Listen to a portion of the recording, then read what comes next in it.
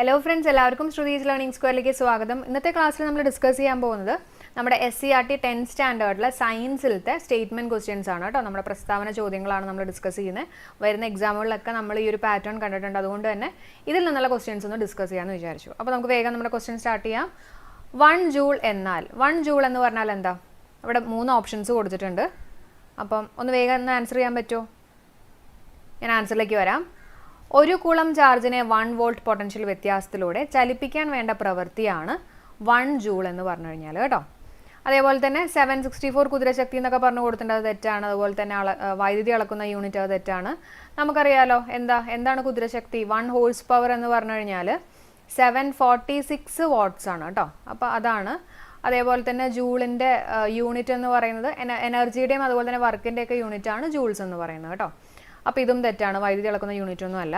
അപ്പോൾ ഇവിടെ ഓർത്ത് വെച്ചേക്കുക, ഒരു കുളം ചാർജിനെ 1 വോൾട്ട് പൊട്ടൻഷ്യൽ വ്യത്യാസത്തിലൂടെ ചലിപ്പിക്കാൻ വേണ്ട പ്രവൃത്തിയാണ് എന്ത്? 1 ജൂൾ എന്ന് പറഞ്ഞു കഴിഞ്ഞാൽ. അപ്പോൾ ഇതേപോലെ തന്നെ നമ്മുടെ SCERTയിൽ 1 വോൾട്ട് എന്താണെന്നും പറഞ്ഞ് കൊടുത്തിട്ടുണ്ട്. നമുക്കത് ജസ്റ്റ് ഒന്ന് പഠിക്കാം. ഇതിൻ്റെ ഒപ്പം തന്നെ ഞാൻ SCERTയിൽ നിന്ന് അതേപോലെ തന്നെ കോപ്പി പേസ്റ്റ് ചെയ്തേക്കുന്നതാണ് കേട്ടോ. അപ്പോൾ 1 വോൾട്ട്. അപ്പോൾ അതിലേക്ക് കയറുന്നേക്കാളും മുമ്പ് ഞാൻ ഈ ഒരു ഡെഫിനേഷൻ പറയുന്നേക്കാളും മുമ്പ് നിങ്ങൾക്ക് ഒരു ഇക്വേഷൻ ഞാൻ എഴുതി കാണിച്ചു തരാം. അതിൽ നമുക്ക് വേഗം നമ്മുടെ ആൻസറിലേക്ക് എത്താൻ പറ്റും. V = W/Q എന്ന് പഠിച്ചു വയ്ക്കാം. അതായത് ഈ Q എന്ന് പറഞ്ഞു കഴിഞ്ഞാൽ ചാർജാണ് കേട്ടോ. W എന്ന് പറഞ്ഞാൽ നമുക്കറിയാലോ വർക്കാണ്. അപ്പോൾ ഒരു ചാർജ് എവിടെയാണെന്ന് വിചാരിച്ചോളൂ. ഈ ഒരു ചാർജിനെ ഞാൻ ഈ ഒരു പോയിന്റിൽ നിന്ന് വേറൊരു പോയിന്റിൽ കൊണ്ടുപോയി വെക്കുകയാണ്. അപ്പോൾ ഒരു സ്ഥലത്ത് നിന്ന് വേറൊരു സ്ഥലത്ത് ഞാൻ കൊണ്ടുവയ്ക്കുമ്പോൾ എന്ത് ചെയ്യും? അവിടെ എന്തായാലും ഒരു വർക്ക് ചെയ്യും അല്ലേ? അപ്പോൾ ഒരു ചാർജിനെ ഞാൻ ഒരു പോയിന്റിൽ നിന്ന് വേറൊരു പോയിന്റിലേക്ക് കൊണ്ടുപോയി വെക്കുമ്പോൾ അവിടെ ചെയ്യുന്ന വർക്ക് 1 ജൂൾ ആണെങ്കിൽ എൻ്റെ വോൾട്ട് എന്തായിരിക്കും? 1 വോൾട്ട് ആയിരിക്കും. മനസ്സിലായോ? അപ്പോൾ നമ്മുടെ ചാർജും ഒന്നിൻ്റെ ഫോമിൽ തന്നെ പറയണം, അതായത് 1 കുളം ഓഫ് ചാർജ്. ഓക്കെ, ഇനി നമുക്കിത് പഠിക്കാൻ പറ്റുമല്ലോ. എന്താ പറഞ്ഞിട്ടുള്ളത്? 1 കുളംബ് ഓഫ് ചാർജ് ഒരു ബിന്ദുവിൽ നിന്ന് വേറൊരു ബിന്ദുവിലേക്ക് കൊണ്ടുപോയി വെക്കുമ്പോൾ അവിടെ ചെയ്യുന്ന വർക്ക് എന്ന് പറയുന്നത് 1 ജൂൾ ആണെങ്കിൽ അവിടുത്തെ പൊട്ടൻഷ്യൽ വ്യത്യാസം എന്ന് പറയുന്നത് എത്രയായിരിക്കും? 1 വോൾട്ട് ആയിരിക്കും. ഇനി ഇതൊന്ന് വായിച്ചു നോക്കിയേ. ഒരു കുളം ചാർജ് ഒരു ബിന്ദുവിൽ നിന്ന് മറ്റൊരു ബിന്ദുവിലേക്ക് ചലിപ്പിക്കാൻ ചെയ്യേണ്ട പ്രവൃത്തി 1 ജൂൾ ആണെങ്കിൽ ആ ബിന്ദുക്കൾക്കിടയിലുള്ള പൊട്ടൻഷ്യൽ വ്യത്യാസമാണ് 1 വോൾട്ട്. ക്ലിയർ ആയെന്ന് വിശ്വസിക്കുകയാണ്. അടുത്ത ക്വസ്റ്റ്യനിലേക്ക് കയറാം. വൈദ്യുത താപന ഉപകരണങ്ങളിൽ പ്രയോജനപ്പെടുത്തുന്ന നിക്രോമിൻ്റെ സവിശേഷതകളാണ് ചോദിച്ചിട്ടുള്ളത്. അപ്പോൾ നമുക്കിവിടെ കുറേ പോയിന്റ്സുകൾ കൊടുത്തിട്ടുണ്ട്. ഉയർന്ന റെസിസ്റ്റിവിറ്റി, ശരിയല്ലേ? നിക്രോമിന് നല്ല ഹൈ റെസിസ്റ്റിവിറ്റി ഉണ്ട്. കുറഞ്ഞ ദ്രവണാങ്കമാണോ നിക്രോമിനുള്ളത്? ആലോചിച്ച് നോക്കൂ. അതായത് ലോ മെൽറ്റിംഗ് പോയിന്റ് ആണോ? അല്ല, ഹൈ മെൽറ്റിംഗ് പോയിന്റ് വേണം അല്ലേ? ഹൈ മെൽറ്റിംഗ് പോയിന്റ് വേണം. കാരണം എന്താ? കൂടുതൽ ചൂട് വന്നു കഴിഞ്ഞാലും അതിങ്ങനെ ഉരുകി പോകാണ്ട് ഇങ്ങനെ നിൽക്കണ്ടേ? അപ്പോൾ അതാണ് ഹൈ മെൽറ്റിംഗ് പോയിന്റ് എന്ന് പറഞ്ഞു കഴിഞ്ഞാൽ കേട്ടോ. കൂടുതൽ ചൂട് വന്നു കഴിഞ്ഞാലും പെട്ടെന്ന് മെൽറ്റ് ചെയ്യാൻ പാടില്ല. അപ്പോൾ അതാണ് ഹൈ മെൽറ്റിംഗ് പോയിന്റ്. അപ്പോൾ കുറഞ്ഞ ദ്രവണാങ്കം അല്ല, നമുക്ക് കൂടുതൽ ദ്രവണാങ്കം വേണം എന്നുള്ളതാണ് അതിൻ്റെ ആൻസർ. പിന്നെന്താ പറഞ്ഞിട്ടുള്ളത്? ചുവന്ന് ചുട്ടുപഴുത്ത അവസ്ഥയിൽ ഓക്സീകരിക്കപ്പെടാതെ ദീർഘനേരം നിൽക്കാനുള്ള കഴിവ് അത് നമ്മുടെ നിക്രോമിനുണ്ട്. അപ്പോൾ ഇത് മാത്രമാണ് ഇതിലത്തെ തെറ്റ് വന്നിട്ടുള്ളത് അല്ലേ? അപ്പോൾ 1ഉം അതേപോലെ തന്നെ 3ഉം ശരിയാണ്. അപ്പോൾ 1ഉം 3ഉം ശരിയാണ് കേട്ടോ. ക്ലിയർ ആയി വിശ്വസിക്കുകയാണ്. അടുത്ത അപ്പോൾ അതിൻ്റെ ജസ്റ്റ് ഒരു ഫിഗർ കൊടുത്തിട്ടില്ല കേട്ടോ. കണ്ടോ? അങ്ങനെ ചുട്ടുപഴുത്ത് നിൽക്കുന്ന അവസ്ഥയിലും ഓക്സീകരിക്കപ്പെടാതെ നിൽക്കാനുള്ളൊരു കഴിവ് നമ്മുടെ നിക്രോമിനുണ്ട്. ഇനി അതിൻ്റെ കുറച്ച് ഇമ്പോർട്ടൻറ്റ് പോയിൻറ്റ്സുകൾ നമ്മുടെ SCERTയിൽ നിന്ന് എടുത്തിട്ടുള്ളതാണ്. കണ്ടോ? ഉയർന്ന റെസിസ്റ്റിവിറ്റി, ഉയർന്ന ദ്രവണാങ്കം, പിന്നെ ഈ പറഞ്ഞ പോലെ ചുട്ടുപഴുത്ത അവസ്ഥയിൽ ഓക്സീകരിക്കപ്പെടാതെ ദീർഘനേരം നിൽക്കാനുള്ള കഴിവും ഈ പറഞ്ഞ പോലെ ഏതിനുണ്ട്? നിക്രോമിനുണ്ട്. അപ്പോൾ അതിൻ്റെ മേന്മകൾ എന്നൊക്കെ പറഞ്ഞിട്ട് കൊടുത്തിട്ടുണ്ട് കേട്ടോ. ഇനി അടുത്ത ക്വസ്റ്റ്യനിലേക്ക് വരാം. ഹീറ്റിംഗ് കോയിൽ ഇല്ലാതെ താപം ഉൽപ്പാദിപ്പിക്കുന്ന ഉപകരണങ്ങൾക്ക് ഉദാഹരണമാണ് ചോദിച്ചിട്ടുള്ളത്. ഹീറ്റിംഗ് കോയിൽ പാടില്ല, ഇല്ലാതെയാണ് ചോദിച്ചിട്ടുള്ളത് കേട്ടോ. അപ്പോൾ ഏതൊക്കെയാണ്? ഇലക്ട്രിക് ഹീറ്ററിന് നമുക്കറിയാം ഹീറ്റിംഗ് കോയിൽ ഉണ്ട്. അപ്പോൾ ഇതല്ല. ഇലക്ട്രിക് വാട്ടർ ഹീറ്ററിനകത്താണെങ്കിലും ഹീറ്റിംഗ് കോയിൽ ഉണ്ട്. ഇൻഡക്ഷൻ കുക്കറിനകത്ത് ഹീറ്റിംഗ് കോയിൽ ഇല്ല കേട്ടോ. അതേപോലെ തന്നെ മൈക്രോവേവ് അവനകത്തും ഈ ഹീറ്റിംഗ് കോയിൽ ഇല്ല. അപ്പോൾ നമ്മുടെ 3ഉം 4ഉം ശരിയാണ് കണ്ടോ. 3ഉം 4ഉം ശരിയാണ്. ഓക്കെ, അപ്പോൾ ഇതിനെ ബേസ് ചെയ്തിട്ട് നമ്മൾ തൊട്ട് മുമ്പ് ഇവിടെ കൊടുത്തിട്ടുണ്ട് കണ്ടോ. മൈക്രോവേവ് അവൻ, അതുപോലെ തന്നെ ഇൻഡക്ഷൻ കുക്കർ. അപ്പോൾ ഇതിൽ രണ്ടിലും എന്ത് പ്രിൻസിപ്പിളാണ് വർക്ക് ചെയ്യണമെന്ന് വേണമെങ്കിൽ ചോദിക്കാം അല്ലേ? മൈക്രോവേവ് അവനിൽ മൈക്രോവേവ്സ് ആണ്, പേര് പറയുന്ന പോലെ തന്നെ മൈക്രോവേവ്സ് ആണ് യൂസ് ചെയ്യുന്നത്. ഇൻഡക്ഷൻ കുക്കറിൽ എന്താ? എഡ്ഡി കറൻറ്റ്, ഈ എന്നുള്ള രീതിയിൽ ആലോചിക്കുക കേട്ടോ. Eddy current induction cooker. Okay, അടുത്ത ക്വസ്റ്റ്യനിലേക്ക് വരാം. Next one. ഇനി ഒരു മാച്ച് ദി ഫോളോയിങ് ആണ് കൊടുത്തിട്ടുള്ളത് കേട്ടോ. ഒരു സർക്യൂട്ടിൽ താങ്ങാവുന്നതിലധികം പവറുള്ള ഉപകരണങ്ങൾ പ്രവർത്തിപ്പിക്കുന്ന പ്രക്രിയ ഏതാണ്? നോക്കി, താങ്ങാവുന്നതിലധികം എന്ന് പറഞ്ഞാൽ എന്താ? ഭയങ്കര ഓവർലോഡിങ് അല്ലേ? ഏതായിരിക്കും? ഓവർലോഡിങ്. പിന്നെ ഷോർട്ട് സർക്യൂട്ട് എന്ന് കാണുമ്പോൾ തന്നെ നമുക്കറിയാം ബാറ്ററിയുടെ പോസിറ്റീവും നെഗറ്റീവും ഒക്കെ തമ്മിൽ ഇങ്ങനെ കൂട്ടിമുട്ടുമ്പോൾ ഉണ്ടാവുന്നതാണ് ഷോർട്ട് സർക്യൂട്ട് എന്നൊക്കെ പറഞ്ഞു കഴിഞ്ഞാൽ. അപ്പോൾ അങ്ങനെ കൂട്ടിമുട്ടുമ്പോൾ മാക്സിമം കറണ്ട് ഫ്ലോ ചെയ്യും, കറണ്ട് ഭയങ്കര കൂടുതലായിരിക്കും. അതേസമയം അവിടെ റെസിസ്റ്റൻസ് എങ്ങനെയായിരിക്കും? ഭയങ്കര കുറവായിരിക്കും, 0 ആയിരിക്കും. കാരണം കറണ്ടിനെ കൺട്രോൾ ചെയ്യുന്ന ആളാണല്ലോ നമ്മുടെ റെസിസ്റ്റൻസ് എന്ന് പറഞ്ഞു കഴിഞ്ഞാൽ. അപ്പോൾ കറണ്ട് മാക്സിമം എന്ന് പറഞ്ഞു കഴിഞ്ഞാൽ കൺട്രോൾ ചെയ്യുന്ന തീരെ മിനിമം ആയിരിക്കും, ദാറ്റ് മീൻസ് 0 കേട്ടോ. അപ്പോൾ ഇതാണ് ഷോർട്ട് സർക്യൂട്ട് എന്ന് പറഞ്ഞു കഴിഞ്ഞാൽ. പിന്നെ ഒരു ഉപകരണത്തിൻ്റെ പവറും അതിൽ നൽകുന്ന വോൾട്ടേജിനും തമ്മിലുള്ള അനുപാതം, തമ്മിലുള്ള റേഷ്യോ, പവറും വോൾട്ടേജും തമ്മിലുള്ള റേഷ്യോ നമുക്കറിയാം. P = VI എന്ന് പറഞ്ഞിട്ടുള്ളൊരു ഇക്വേഷൻ ഉണ്ട്. അപ്പം വോൾട്ടേജ് ഇൻറ്റു കറണ്ട് എന്ന് പറയുന്നതാണ് പവർ. അപ്പോൾ അതിന് ചെറിയൊരു കോഡ് പറഞ്ഞുതരാം. V, നമ്മളാണ് പവർ എന്ന് ഓർത്താൽ മതി കേട്ടോ. നമ്മളാണ് പവർ. അതേപോലെ തന്നെ അല്ലേ VI കൊടുത്തിട്ടില്ല, ഒന്ന് പ്രൊനൗൺസ് ചെയ്ത് നോക്കി, V എന്ന് തന്നെയല്ലേ. അപ്പോൾ അത് ഓർത്ത് വയ്ക്കുക, നമ്മളാണ് പവർ. ഇനി പവറും വോൾട്ടേജും തമ്മിലുള്ള അനുപാതം, അപ്പോൾ പവർ ബൈ വോൾട്ടേജ് എന്ന് പറഞ്ഞാൽ എന്തായിരിക്കും? കറൻറ്റാണ്. കറണ്ടിൻ്റെ യൂണിറ്റ് എന്താ? ആംപിയർ. അപ്പോൾ അതേപോലെ തന്നെ നമുക്ക് ആലോചിക്കാമല്ലോ, ഒരു ഉപകരണത്തിൻ്റെ പവറും അതിൽ നൽകുന്ന വോൾട്ടേജും തമ്മിലുള്ള അനുപാതം എന്തായിരിക്കും? ആംപിയർ എന്ന് പറയുന്ന പോലെ തന്നെ ആംപിയറേജ് എന്നുള്ളത് ഓർത്ത് വയ്ക്കുക കേട്ടോ. സോ ഇതാണ് ഇതിൻ്റെ ആൻസർ. അടുത്തത്, ചാലക കമ്പിയുടെ വ്യാസത്തിൻ്റെ വ്യുൽക്രമം. ചാലക കമ്പിയുടെ വ്യാസത്തിൻ്റെ വ്യുൽക്രമം എന്ന് പറഞ്ഞാൽ എന്താ? അതാണ് ഗേജ് എന്ന് പറയുന്നത് കേട്ടോ. അപ്പോൾ ഗേജ് എന്ന് ഇതൊന്ന് പഠിച്ചു വെച്ചേക്കണേ. ഈ ആംപിയറേജും മുമ്പത്തെ ഈ അടുത്ത് നടന്നുള്ള ഏതൊരു ക്വസ്റ്റ്യൻ പേപ്പറിൽ ഉണ്ടായിരുന്നതാണ് കേട്ടോ.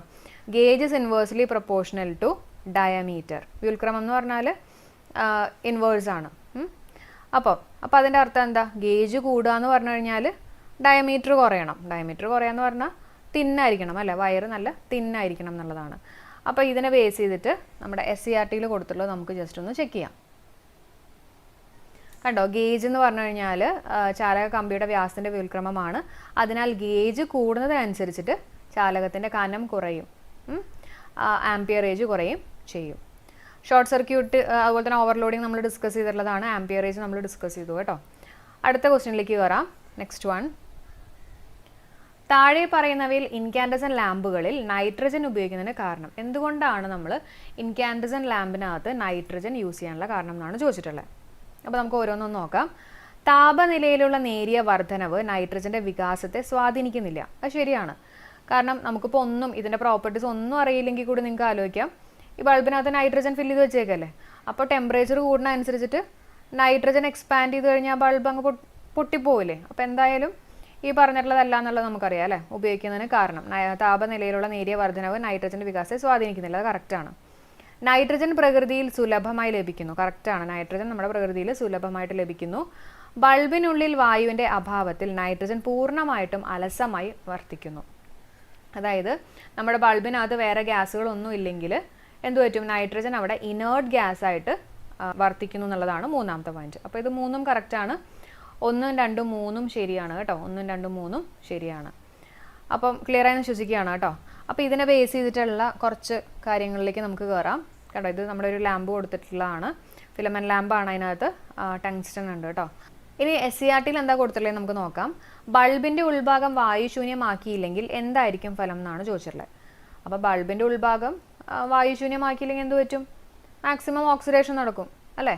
അപ്പോൾ അതാണ് അവിടെ ആൻസർ വരുന്നത്. പിന്നെ ബൾബിനുള്ളിൽ അലസവാതകം അല്ലെങ്കിൽ നൈട്രജൻ നിറച്ചിരിക്കാൻ കാരണം എന്താണ്? എന്തിനു വേണ്ടിയിട്ടാണ് നൈട്രജൻ നിറച്ചിരിക്കുന്നതെന്നാണ് ചോദിച്ചിട്ടുള്ളത്.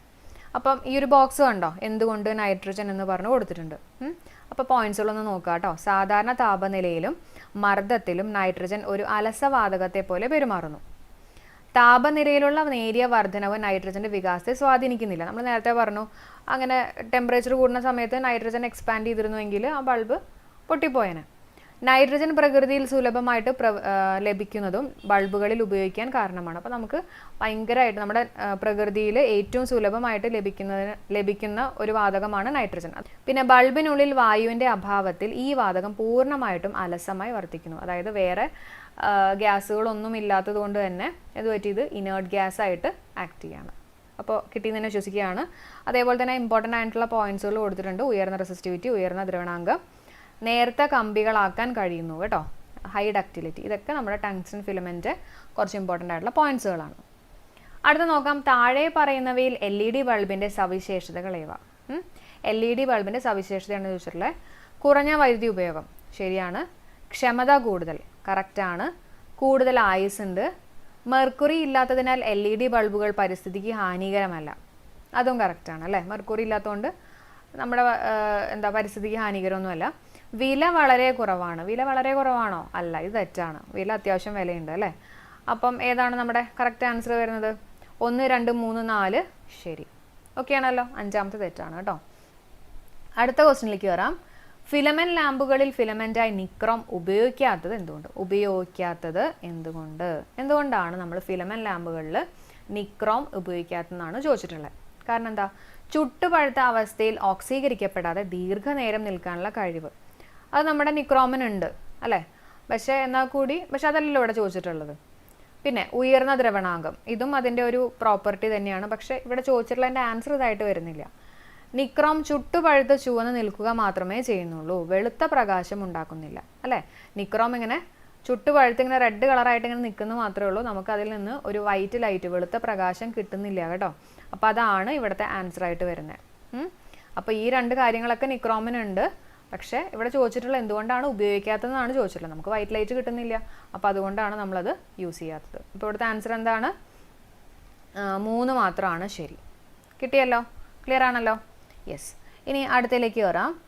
LED ലാമ്പുമായിട്ട് ബന്ധപ്പെട്ട താഴെ തന്നിരിക്കുന്നവയെ അനുയോജ്യമായിട്ട് ചേർത്തെഴുതുക എന്നാണ് കൊടുത്തിട്ടുള്ളത്. മാച്ച് ദി ഫോളോയിങ് ആണ്.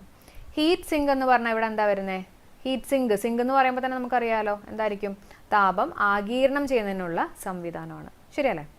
ഡിഫ്യൂസർ കപ്പ് എന്തിനു വേണ്ടിയിട്ടാണ്? ഡിഫ്യൂസർ കപ്പ് നമ്മുടെ LED ആയിട്ട് ബന്ധപ്പെട്ടിട്ടുള്ള കാര്യങ്ങളാണ് കൊടുത്തിട്ടുള്ളത് കേട്ടോ. ഡിഫ്യൂസർ കപ്പ് എന്ന് പറഞ്ഞു കഴിഞ്ഞാൽ ഈ പ്രകാശം പുറത്ത് വരുന്ന ഭാഗമാണ്. LED ബൾബുകളിൽ പ്രകാശം ഇങ്ങനെ ഡിഫ്യൂസ് ചെയ്ത് വരണ്ടേ, എല്ലായിടത്തേക്കും പ്രകാശം എത്തണ്ടേ, അതിന് വേണ്ടിയിട്ട് വെച്ചിട്ടുള്ള ഒന്നാണ് ഡിഫ്യൂസർ കപ്പ് എന്ന് പറയുന്നത്. ഫോട്ടോസ് ഞാൻ കാണിച്ചു തരാം കേട്ടോ. പവർ സപ്ലൈ ബോർഡ് എന്ന് പറഞ്ഞു കഴിഞ്ഞാൽ AC വൈദ്യുതിയെ DC ആക്കി മാറ്റി അനുയോജ്യമായ വോൾട്ടേജ് നൽകുന്നു. അതിനാണ് പവർ സപ്ലൈ ബോർഡ്. ഇതിനാണ് AC-നെ DC-യിലേക്ക് ആക്കി മാറ്റാൻ വേണ്ടിയിട്ടുള്ള ഒന്നാണ്. LED ചിപ്പ് ബോർഡ് എന്ന് പറഞ്ഞാൽ നമുക്കറിയാം അതിനകത്ത് നിറച്ച് LED ആയിരിക്കും അല്ലേ. LED-കൾ ഉറപ്പിച്ചിരിക്കുന്നു. അപ്പോൾ ഇതാണ് ഇതിൻ്റെ ഒരു അതായിട്ട് വരുന്നത് കേട്ടോ. അപ്പോൾ അതനുസരിച്ച് നിങ്ങളൊന്ന് പഠിച്ചു വയ്ക്കുക. അപ്പം അതിനെ ബേസ് ചെയ്തിട്ടുള്ള ഫിഗറുകളാണ് ഇവിടെ കൊടുത്തിട്ടുള്ളത്. കണ്ടോ, ഈ പറഞ്ഞ പോലെ ഡിഫ്യൂസർ കപ്പ്. അപ്പോൾ ഇത് വെച്ചാലാണ് ഡിഫ്യൂഷൻ, അതായത് ലൈറ്റ് മുഴുവൻ ഇങ്ങനെ ഡിഫ്യൂസ് ചെയ്ത് എല്ലായിടത്തേക്കും എത്തുക. LED ചിപ്പ് ബോർഡൊക്കെ കൊടുത്തിട്ടുണ്ട്. അതുപോലെ തന്നെ ഹീറ്റ് സിങ്ക് കൊടുത്തിട്ടുണ്ട്. ഹീറ്റ് ആഗിരണം ചെയ്യാൻ വേണ്ടിയിട്ടുള്ളതാണ് എന്നുള്ളതൊക്കെ ജസ്റ്റ് ഒന്ന് ഓർത്ത് വെച്ചേക്കുക കേട്ടോ. അടുത്തതിലേക്ക് കയറാം. ഫ്യൂസ് വയർ സർക്യൂട്ടിൽ ഘടിപ്പിക്കുന്നതുമായി ബന്ധപ്പെട്ട ചില പ്രസ്താവനകൾ താഴെ കൊടുത്തിരിക്കുന്നു. അപ്പോൾ ഏതൊക്കെയാണ് ശരി എന്നുള്ളതൊക്കെ നമുക്ക് നോക്കാം. ഫ്യൂസ് വയർ കാരിയർ ബേസിൽ നിന്ന് പുറത്ത് തള്ളി നിൽക്കരുത്, ശരിയല്ലേ. ഫ്യൂസ് വയർ കാരിയർ അതിൻ്റെ ബേസിൽ നിന്ന് പുറത്ത് തള്ളി നിൽക്കരുത് കേട്ടോ, കറക്റ്റാണ്. ഫ്യൂസ് വയറിൻ്റെ അഗ്രങ്ങൾ ദൃഢമായിട്ട് ബന്ധിപ്പിക്കണം. അഗ്രങ്ങളൊക്കെ നല്ല ദൃഢമായിട്ട് ബന്ധിപ്പിക്കണം, അതും ശരിയാണ്. സർക്യൂട്ടിൽ സമാന്തരമായാണ് ഫ്യൂസ് ഘടിപ്പിക്കേണ്ടത്, ശരിയാണോ? സമാന്തരമായിട്ടാണോ പാരലൽ ആയിട്ടാണോ ഘടിപ്പിക്കേണ്ടത്? അല്ല, സീരീസ് ആയിട്ട് വേണം സർക്യൂട്ടിൽ ഫ്യൂസ് ഘടിപ്പിക്കാൻ. അതൊന്ന് പഠിച്ചു വെച്ചേക്കാം കേട്ടോ. അപ്പോൾ ഇതിലേതാ ശരി ഇരിക്കുന്നു? അപ്പോൾ ഏതാണ് ശരി? 1 ശരിയാണ്, 2 ശരിയാണ്. അപ്പോൾ 1ഉം 2ഉം ശരിയാണ് അല്ലേ. യെസ്. അപ്പോൾ അതിൻ്റെ ഒരു ഫിഗർ ജസ്റ്റ് ഒന്ന് ഞാൻ കാണിച്ചു തരാം കേട്ടോ. ഇതാണ് നമ്മുടെ ഫ്യൂസ് കേട്ടോ. ഡിഫറെൻറ്റ് ടൈപ്സ് ഓഫ് ഫ്യൂസാണ് ഇവിടെ കൊടുത്തിട്ടുള്ളത്. അപ്പോൾ ഈ ഫ്യൂസിനകത്ത് ഇങ്ങനെ പുറം തള്ളി ഇങ്ങനെ നിൽക്കാൻ പാടില്ല, വയറുകൾ ഇങ്ങനെ പുറം തള്ളി നിൽക്കാൻ പാടില്ല. അതേപോലെ തന്നെ ഇത് നല്ല മുറുക്കെ അങ്ങ് ടൈറ്റ് ചെയ്ത് വെക്കണം എന്നുള്ളതൊക്കെയാണ് ഇവിടെ പോയിന്റ്സ് കൊടുത്തിട്ടുള്ളത് കണ്ടോ. ഫ്യൂസ് വയറിൻ്റെ അഗ്രങ്ങൾ ദൃഢമായിട്ട് ബന്ധിപ്പിക്കണം എന്നൊക്കെ ഓർത്ത് വെച്ചേക്കാം. അതുപോലെ തന്നെ എങ്ങനെയായിരിക്കണം? സീരീസ് ആയിട്ട് വേണം ഫ്യൂസ് നമ്മൾ സർക്യൂട്ടിൽ ഘടിപ്പിക്കേണ്ടത്. ഓക്കെ. അപ്പോൾ ഇത്രയും കാര്യങ്ങളാണ് നമുക്ക് ഇന്നത്തെ ക്ലാസ്സിൽ ഡിസ്കസ് ചെയ്യാനുള്ളത്. നമ്മളൊരു 10 ക്വസ്റ്റ്യൻസും അതിനെ ബേസ് ചെയ്തിട്ട് SCERT-യിൽ എന്തൊക്കെയാണ് കൊടുത്തിട്ടുള്ളത് അതൊക്കെ നമ്മൾ ഡിസ്കസ് ചെയ്തു. അപ്പോൾ ഈ ഒരു ക്ലാസ് നിങ്ങൾക്ക് യൂസ്ഫുൾ ആയിട്ടുണ്ടെങ്കിൽ തീർച്ചയായിട്ടും മറക്കരുത് കേട്ടോ. ഒന്ന് കമൻറ്റ് ചെയ്യണേ, എങ്ങനെയുണ്ട് ക്ലാസ്, സ്പീഡ് കൂടുന്നുണ്ടോ, അല്ലെങ്കിൽ എന്തെങ്കിലും നല്ല തന്നെ വേണമെന്നില്ല, നിങ്ങൾക്ക് എന്താണോ തോന്നുന്നത് ആ കാര്യങ്ങളൊക്കെ നിങ്ങൾക്കൊന്ന് കമൻറ്റ് ചെയ്യാം. അതേപോലെ തന്നെ നിങ്ങളുടെ ഫ്രണ്ട്സിൻ്റെ അടുത്തൊക്കെ മാക്സിമം നമ്മുടെ ചാനൽ ഇഷ്ടപ്പെട്ടിട്ടുണ്ടെങ്കിൽ അതൊക്കെ ഒന്ന് ഷെയർ ചെയ്യുക, പ്രൊമോട്ട് ചെയ്യുക. ക്ലാസ് യൂസ്ഫുൾ ആയിട്ടുണ്ടെങ്കിൽ തീർച്ചയായിട്ടും ലൈക്ക് ചെയ്യുക. അപ്പോൾ ഇത്രയും നേരം സപ്പോർട്ട് ചെയ്ത എല്ലാവർക്കും bye. Thank you all for watching. By.